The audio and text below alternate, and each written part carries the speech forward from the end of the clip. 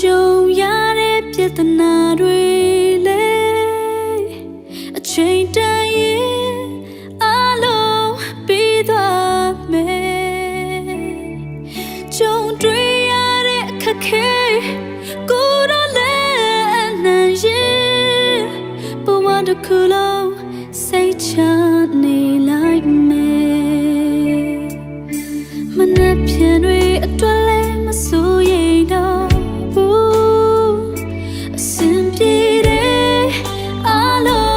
ခင်ကြောင့်ပဲကြုံတွေ့ရတဲ့အခက်ခဲကိုယ်တော့လည်းအနှံ့ရင်ဘဝတစ်ခုလုံးစိတ်ချနေလိုက်မယ်ဘယ်ရမှမချပါ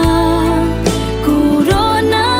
ရှိရင်နေတဲ့ချစ်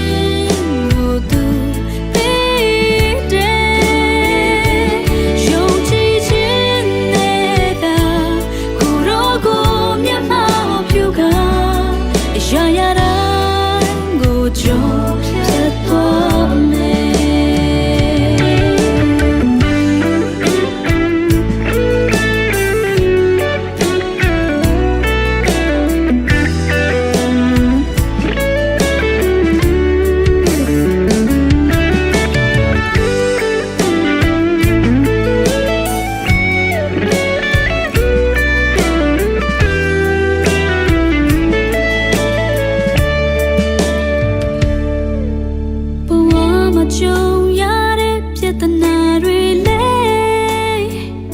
အချိန်တန်ရင်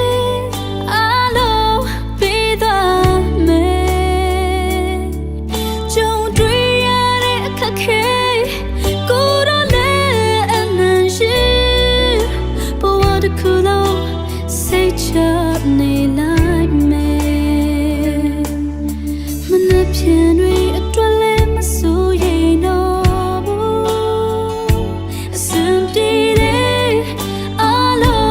ခင်ကြောင့်ပဲကြုံတွေ့ရတဲ့အခက်ခဲကိုယ်တော့လည်းအနှံ့ရင်ဘဝတစ်ခုလုံး